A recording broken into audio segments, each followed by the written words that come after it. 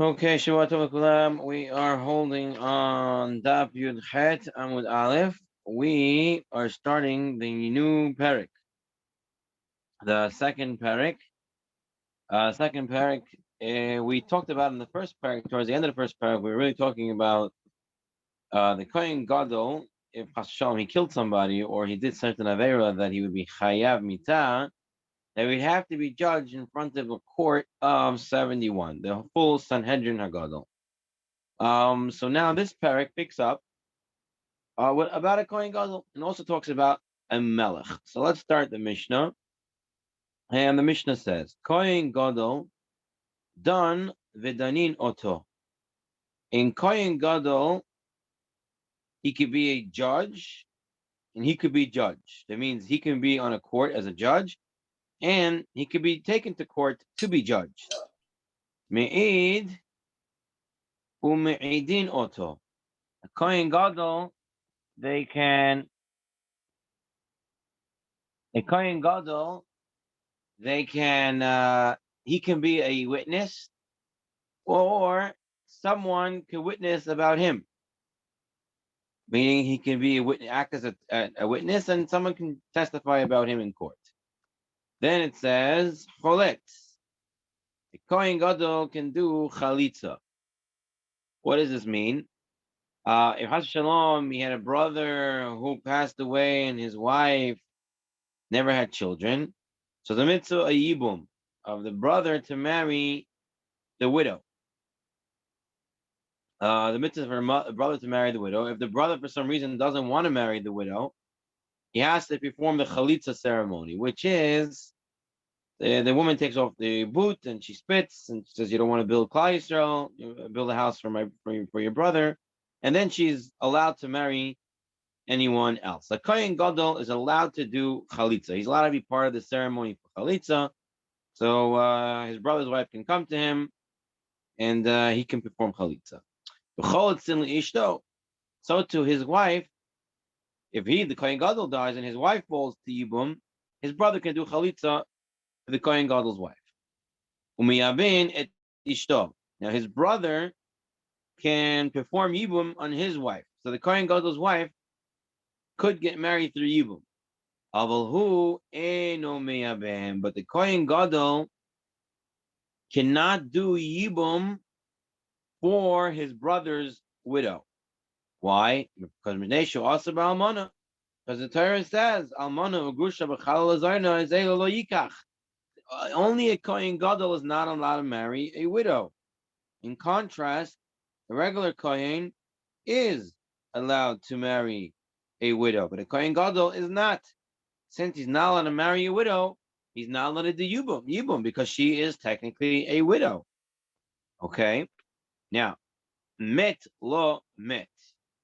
Kohen Gadol has a relative who dies, right? A close relative. Now, the other Kohanim, the Kohen Hedjit, they can marry. If they can, what's it called? Get Tameh for the 7 close relatives: brother, sister, mother, father, son, daughter, and wife, and spouse. So that's your 7. But a Kohen Gadol is not allowed. There's a pasuk that says, "Min hamikdash lo yitzeh." He's not allowed to go out. He's not allowed to go out from his sanctity, from his kedusha. So en yotzeh haramita. He doesn't go after the coffin. Meaning he can follow the funeral procession, but he has to be a block away. Meaning he's not on the same block where they are. As they're walking through the city, he sees them, but they don't see him. They see him, but he doesn't see them. Meaning that they continue to turn the corner, and then he waits, and then he turns the corner. And he goes down a block, and then he comes after the block afterwards.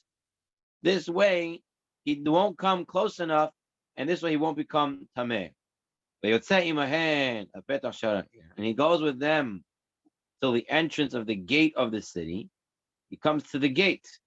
Why? Because once you leave the city, there's no more city blocks, there's no more buildings, no more trees, and no more. It's just going to be outside, and he's not going to be able to hide himself from them. So therefore, once he leaves the gate of the city, he's not allowed to follow them. Divrei Meir is the words of Rabbi Meir.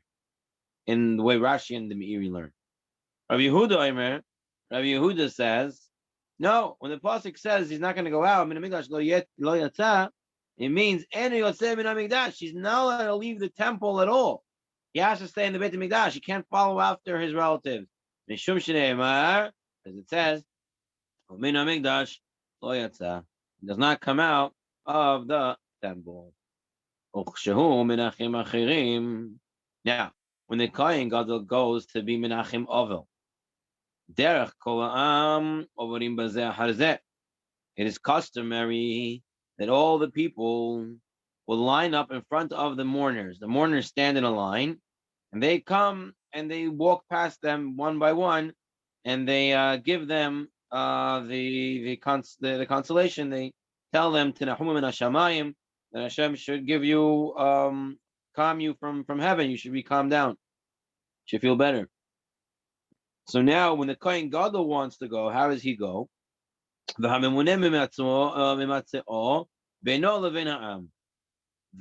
deputy Kohen Gadol, the assistant Kohen Gadol, he has to put the Kohen Gadol in the middle of the people and himself. So if you take a look at note 11 in the art scroll, they kind of do a nice diagram over here. You have the Kohen Gadol in the middle, you have the regular people under him, behind, right, and the assistant Kohen Gadol on top of him, and they walk towards the mourners, and the mourners stand there, and they give what's called and then they say the words of the consolation to them, and then they walk away. So you see, the Kohen Gadol has to be a buffer. People between the mourners and himself, they have to be a buffer. And since you have to give him some kavod, you put the assistant Kohen Gadol in back of him to show that he's in the middle. He's not just at the end of the line. He's in the middle. There's an assistant Kohen Gadol, there's him, and then there's the regular people. And this way he stays away from the mourners, so there won't be a chance to become tamei. Okay, that's the process. And when other people come to be menachem him, so now he's the mourner.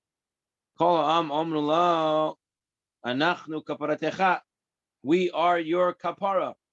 We are your kapara. You lost something, but we should be losing it for you. But the people would say to him, and he would say to them, Titvarechu min hashamayim, may you be blessed from heaven. And when they bring him the first seudah, which he cannot have his own food for the first seudah, they bring to him, it's all the people sit on the ground, and he sits on the bench. He has to have kavod as a Kohen Gadol. He sits on the bench. He doesn't sit on the floor directly. Okay, so far, these were the halachot of the Kohen Gadol. So the Kohen Gadol has some special dinim that apply to him. He cannot marry an almana, so that means he can never do yibum, because every person who falls to yibum is technically an almana, is a widow.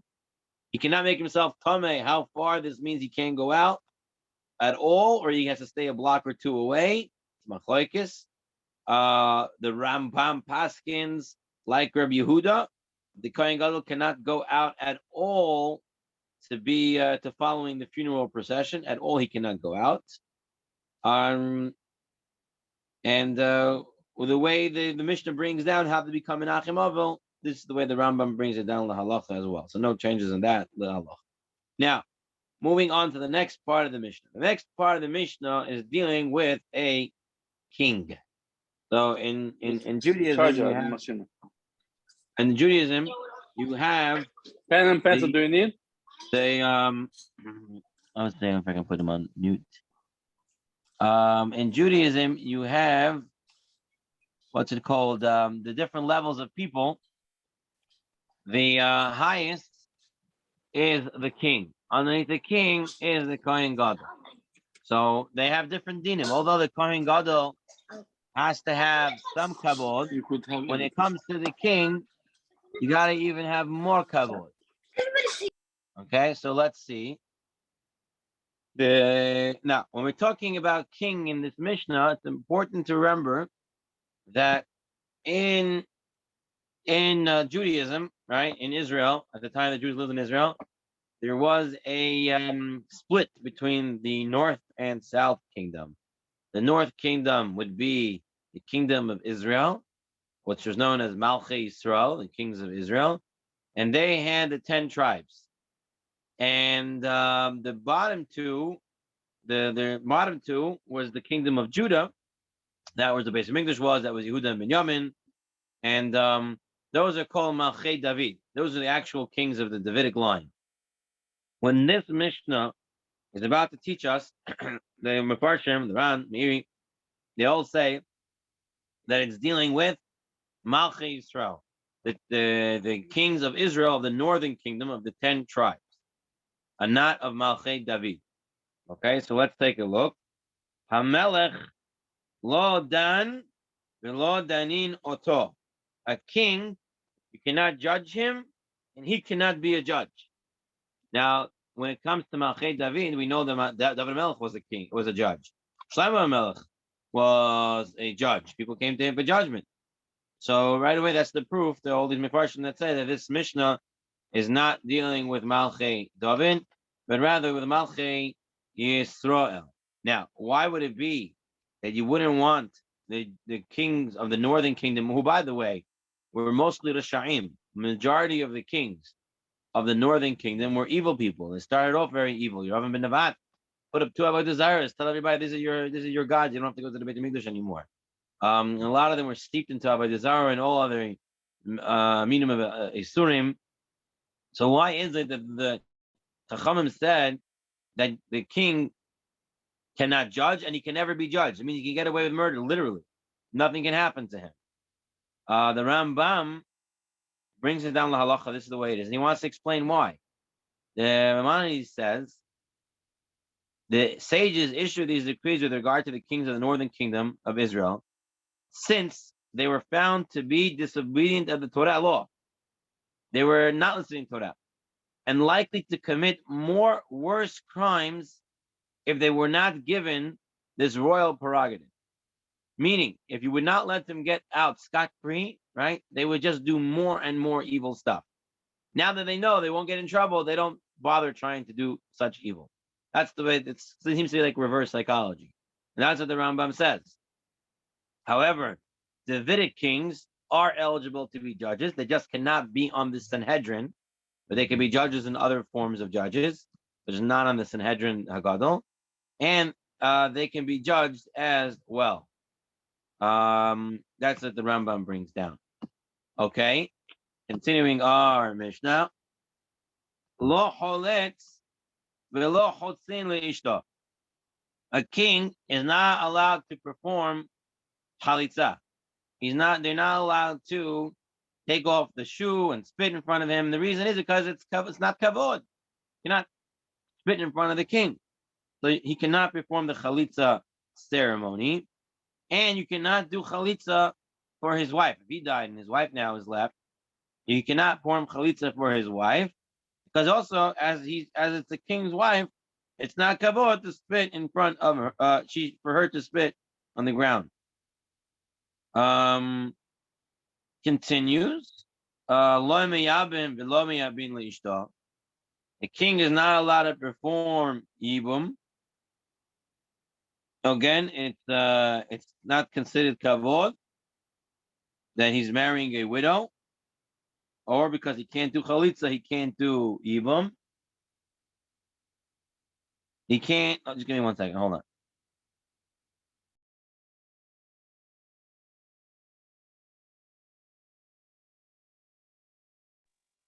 Okay, sorry about that. He cannot be, because he can't perform chalitza, he can't do yibum, or because it's not covered.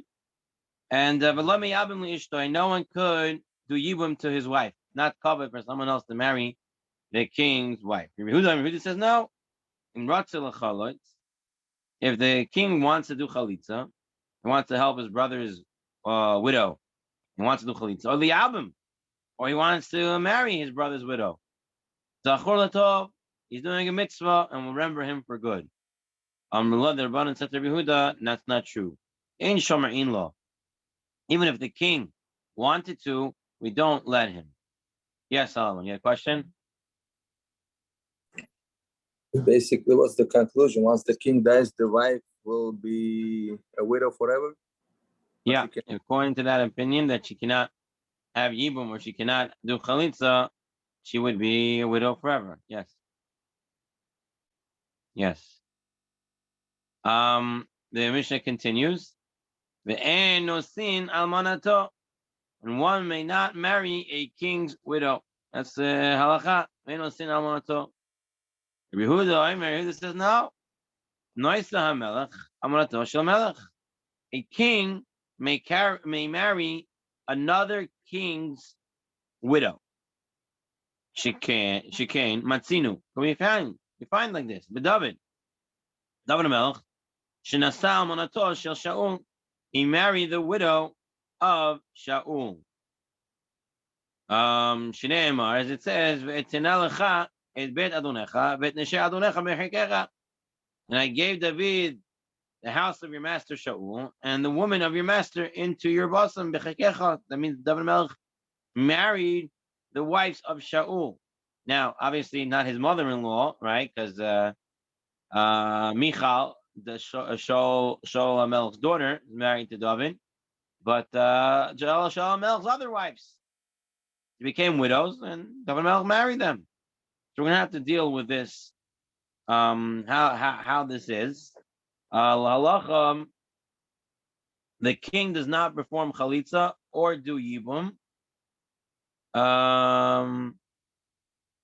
And never can chalitza or yibum be done with the king's wife.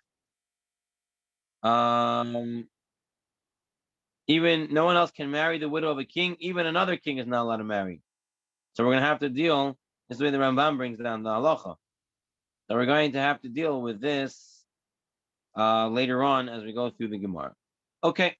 So far, that is our Mishnah. So far, so good.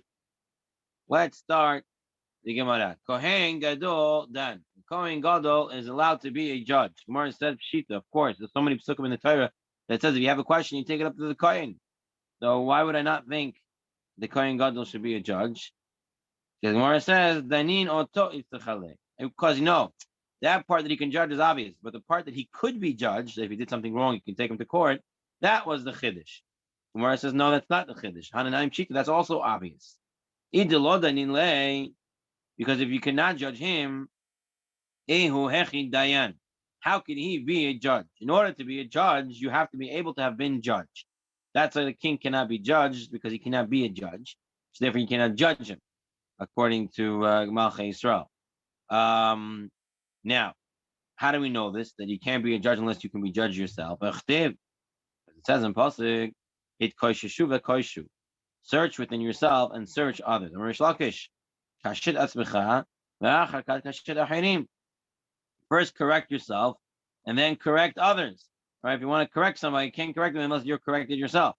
So same thing, that you have to be able to be judged before you can judge others. So of course it can be judged. So why are you telling me he can judge? He can be a judge and he can be judged. Both of them are obvious. Ela, I decouple in the mitnei. Because the Mishnah wanted to say later on, Melech a king of Israel cannot be a judge and cannot be judged, since he uses that phrase, and since the Mishnayot were done by peh, were done by heart, so they wanted to use a style that was similar to Tananai. They also learned Kohen Gadol Dan v'Danin, that he can judge and can be judged. So it's not that it's a chiddush, but rather it's for the style of the Mishnah to make it easier to be remembered. Or if you want to give another answer, here's the answer. The reason why it says that Kohen Gadol could judge and be judged is that we learned in the following brayta. Kohen Gadol shahareg et hanefesh. If a Kohen Gadol killed somebody, b'mezag neherag. If he killed on purpose, we kill him. You take him to a court of 71, you prove it, and he gets killed. Bishogeg. If he did it b'shogeg, he did it by accident. So golet, he gets exiled, right? He runs to Er HaMiklat. They judge him to see if he belongs there or not, and he goes. If it's an accident, he gets exiled. But over Allah say va'alota say. And if he transgresses a positive commandment or a negative commandment, harehu kehejot l'chol devarav. He becomes he harehu, then he is a regular person for all things. What does this mean? So the Gemara is going to explain. Sorry. The Gemara is going to explain step by step. The Mazin Neherag. If he did it on purpose, he killed someone, you kill him. Shita. That's obvious. There's nothing to explain there. B'shoigeg, if he killed by accident, go le. He gets exiled. It's shechale. This was important to teach us. Why? What's important? Harinam shita. This is also obvious. Anyone who kills by accident gets exiled. It's trach. This is why I have to tell me this. I would have maybe have thought. It says when a person goes to exile to the Arim Miklat,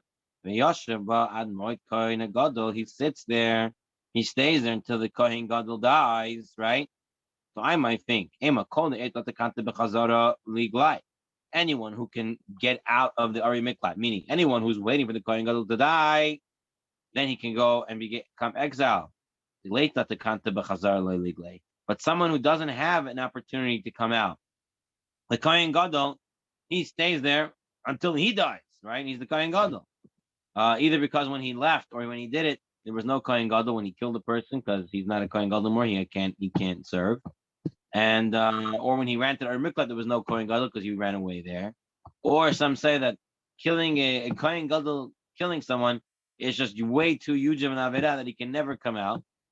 So since he can never come out, maybe he should never be allowed to go there in the first place. It's now we learned the Mishnah, and we're on 18b1.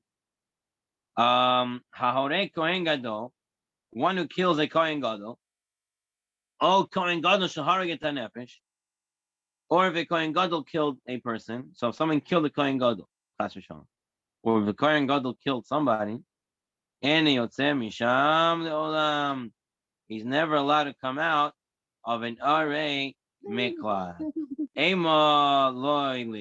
Maybe he shouldn't go there at all. Kamashalon, we learn from this Mishnah, this Braita that teaches us that there is Galut, that he does go to Galut. Maybe we should say no. Maybe he shouldn't go because he can never come out because the Kohen Gadol died doesn't exist by him. Maybe he shouldn't go at all. So Amar Kra, the pasuk says, "Lanushama kol rotzeach." All the killers have to go there. Afilu Kohen Gadol b'mashma. So it says kol rotzeach, kol, including even a Kohen Gadol. Now, the Brighton said, "Over Allah say va'alota say." He transgressions is asay and a lotase, positive command or negative command. The Gemara says, what does this Brighton mean? Lo soge the lo avar. Is it not enough that he doesn't do it? Why are you telling? It says like a statement. He needs to be over. He needs to transgress. Gemara says, no, that's what it means. Hachikama. Hachikama. This is what the Brighton means. Im avar. Allah say. Ma'alota say. If the Kohen Gadol transgressed either a positive commandment or a negative commandment, he is like a regular person. You can take him to court, to a court of even 3 people. If it's money matters or he did something that gets malkut, you take the Kohen Gadol to a regular court. That's what it means. If he transgressed a positive commandment or a negative commandment, he's treated like a regular person, he's taken to a regular court. Gemara says, Pshita, why would I think anything else? Of course, that's obvious. So Gemara says, I would have thought. Since we learned in the Mishnah, Ein Danin Lo, Et HaShevet, Lo Et Nevi HaSheker, Lo Et Kohen Gadol, Elo Apir Beit Din Shel Shivim Echad, we said in the last Mishnah, in the last parak, we said that a Kohen Gadol has to get judged in front of 71 people, right? Now we qualify it as being in cases of capital punishment. Maybe I would have thought V'amrav adabar hava. Kol hadavar gadol v'yolecha. You have to bring him kol hadavar, all the big things. Devarav shel gadol ema. I might have said kol devarav shel gadol. All the big things that anything has to do with the kohen gadol. No, we learn only capital punishments. Maybe it is that way. Maybe anything that's associated with the kohen gadol, even damages, even property, even money, even malchus, should be brought in front of 71. More answers, mi chetiv divrei gadol. Does it say divrei gadol? It says hadover hagadol ksiv. Davar gadol mamash. Doesn't say the big things about the things about a big person. Rather, it says hadover hagadol, the big thing. What's the big thing? Davar gadol mamash, a really big thing, which means things of capital punishment. So from this Braita, the Gemara derives the answer to its original question.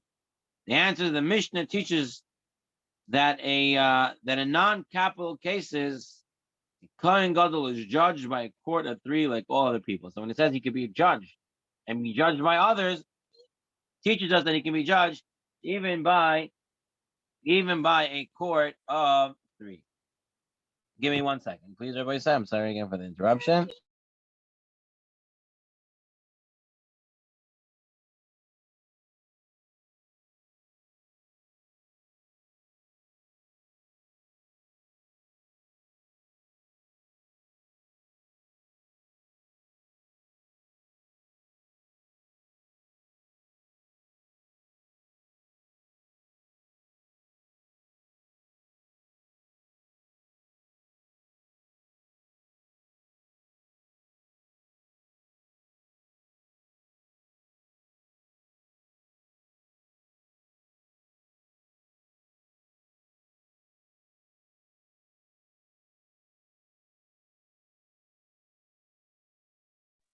As you can tell, I'm not really at my house right now, so it's a little distracting, but Baruch Hashem, we're almost through. Let's see where we got off to. Okay, we're up to Me'id u'Me'idin Oto, 18b1. Me'id u'Me'idin Oto. The Kohen Gadol can act as a witness, and they can also give testimony against him. Now, Me'id, Kohen Gadol testifies. The Gemara is very surprised by this. Why? It's a little bit embarrassing to go to court as a witness. Why? Because you get questioned there. Question back and forth. It's not very polite. It's not a very nice thing. It's not a kavod thing. Kohen Gadol has to have some kavod. Maybe he shouldn't go there. And I'll bring you proof, the Gemara says. Vatanya. It says, if you look in note 10, it brings the whole pasuk. It says, Lo tireh et shor achicha, o et sev nidachim, v'talamta mehem, asher tishivem la'achicha. You should not see an ox of your friend or something belonging to your friend, or sheep, whatever, and hide from it. Rather, you should return it. Now, the way the pasuk is set up, it could be v'hitalamta can mean not to hide from it, or v'hitalamta can mean you should hide from it. So we have a drasha, v'hitalamta. What does this mean? Sometimes you find something that belongs to your friend, you have to hide from it and make believe you didn't see it. And sometimes you cannot hide from it. Okay, Tad, how does this work? Kohen, the Kohen sees something in the cemetery. He's walking outside the cemetery, but he sees his friend's bicycle got lost and it's in the cemetery. He's not allowed to go in the cemetery to get it because he become Tamei Mace. He's not allowed to do that. He has to pretend that he didn't see it. He can tell someone else, but he cannot go in and get it. Zaken, or the person is a Talmid Chacham, person is an older person, and he found something, but it's in a disgusting place, like it's in the sewer. And he's not expected to go into the sewer and take it out. Lahalacha, the poskim argue whether he can, if he wanted to, or he's not allowed to at all. Machlokes from poskim. Well, you see here, he can pretend not to have seen it, and he can hide from it.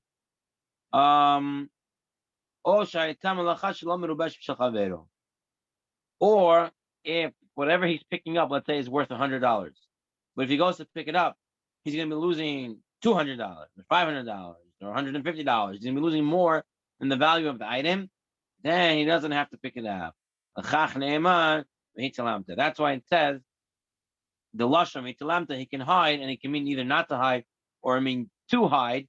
So we see from here that we don't want to embarrass the kohen. We don't want to embarrass people. We don't have to pick up the item. Kohen cannot go into the Beit HaKvarot. It's not appropriate for him.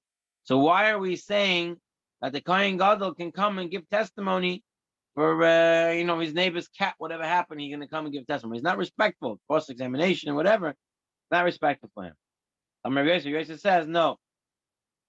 When the Kohen Gadol is coming to give testimony, he's giving testimony, Me'id la Melech. He's giving testimony about a king. The Gemara says around tonight, what are you talking about? Lo dan, but lo daninoto. Lo ma'id, lo ma'idinoto. You cannot judge a king, you can't bring him to court, and you can't give testimony about him. So what are you saying that he's giving testimony about a king? Elam Rav Zera. Rather, I rather said, Me'id leben melech. He's giving testimony about the prince, the king's son. Ben melech hedyotu. But the son of a king is a commoner, he's a regular person. It's not covered for a king to come for a Kohen Gadol to come and give testimony about a regular person.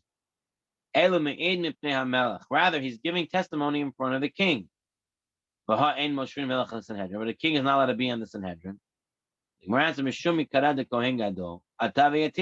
Kohen Gadol doesn't come and speak, the king comes and sits in. But he's not part of the Sanhedrin. In the Hellenes of the day, the Kohen Gadol gives his testimony. The king goes and leaves. And then the judges examine the case at that point. So what happens is the Kohen Gadol gives the testimony.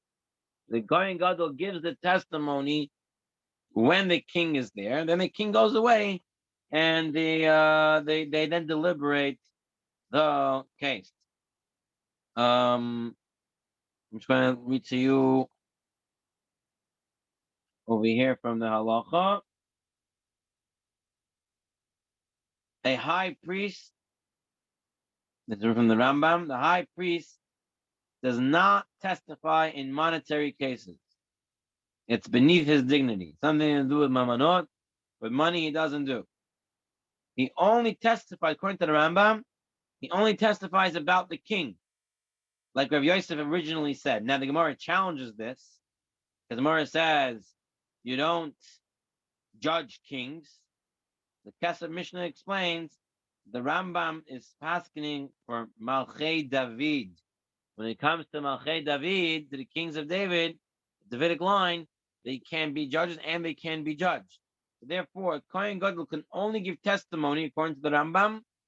Kohen Gadol can only give testimony, only be an aid, or give edut for a king of the Davidic line. No one else at all. Otherwise, it's not respectful. Now, the reason, okay, we're going to get that in a minute. Let's see. Gufa, we said, Ein Moshrin Melech Sanhedrin. You're not allowed to put the king on the Sanhedrin. What would be the reason? And a king or a Kohen Gadol is not allowed to be on the 7-person panel to make an extra month. Now, why can't a king be on the Sanhedrin? Melech b'Sanhedrin, dichtiv, lo ta'aneh al riv, which says lo ta'aneh al rav. It can be read, do not respond against your master. In the Beit Din, the way they had it set up, they started from the lowest judge, from the youngest, the most inexperienced, and then the higher judges, the ones with more experience, they would speak later on until the Beit Din would speak last. This way, everyone would feel free to give their opinion, and every opinion will be heard. But if you start with the highest person, and no one wants to argue with him, everyone's going to keep quiet, right? Now, but a king, if he comes to be on the Sanhedrin, no one else can speak before him. He's the king. So he has to speak first. But if he speaks first, then no one's going to argue with him. So that's why a king cannot be on the Sanhedrin, because you're not going to have deliberation. However, a Kohen Gadol, even though we do give him a lot of respect, people can't speak before him, and therefore he would be allowed to be on the Sanhedrin. Now we said, Lo melech v'kohen gadol be'ibur shana. A king or a Kohen Gadol are not allowed to be on the 7-person panel to make an extra month to the year. Why is that? Why is it that a king or a Kohen Gadol cannot be on the panel to extend the year by a month? Very simple. Melech Mishum Afsanya. A king because of the wages. What does this mean? A king pays his soldiers for the year. Now, if you add a 13th month to the year, you just saved a whole month's worth because it's the year, but it's 13 months. So the king just saved a whole month's worth of pay. He's paying them for the year, and the year included 13 months. So therefore, since the king would be what's it called? The gay badover. He's too much involved in the thing. He has a bias for why he wants to extend it. He cannot be on that panel. And why a Kohen Gadol cannot be on the panel to extend the year or not to extend the year? Meshum tzina, because of the cold. What does this mean? The Kohen Gadol on Yom Kippur has to be tovel 5 times in the water and out, right? Now, if you push off the year, right? If you make an extra month, what happens? Yom Kippur comes more in the winter time, right? Otherwise, it would be closer to the summer. If you give an extra month, you're pushing it off more to the winter, closer to the winter side. It's going to be colder. The Kohen Gadol never wants 13 months. He'd rather have it 12 months the year. This way, he's not going to have to tovel when it's cold outside. But since each one of them are nogea b'dover, since each one of them has some sort of reason, external bias of why they would want or not want to extend the year. Therefore, the Kohen Gadol or the king cannot be on the year. Okay, not be on the panel to extend the year. All right, one more piece of Gemara, and we'll end up over there. All right. Amarav Papa. Now, based on this next piece of Gemara is a little bit interesting. Just because it's kind of like it's really saying the same thing from both sides. But it's a question of I guess phraseology of how it's brought. What's going on? We just said that the reason why the Kohen Gadol doesn't want another month is because he doesn't want the year to become cold when it comes to Yom Kippur. So we see that the weather of the year goes according to the original months before there was an extension to the year. So that the weather is associated with the real months. Amar Papa, Shmami, now we see from here, Shata Batayarcha Azil, that the year follows the month, that the weather pattern follows the original months. Mara says, is it really true? Is it really true that the weather follows the original months? But here we are, we had a regular year, and 3 shepherds were talking, and the rabbis overheard them. There were 3 shepherds who were standing and talking. And the rabbis overheard them saying,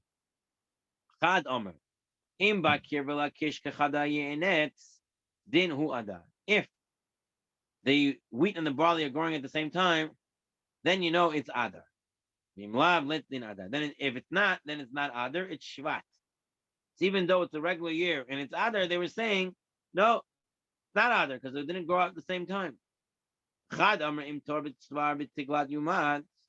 If an ox is almost dying in the morning from the cold, and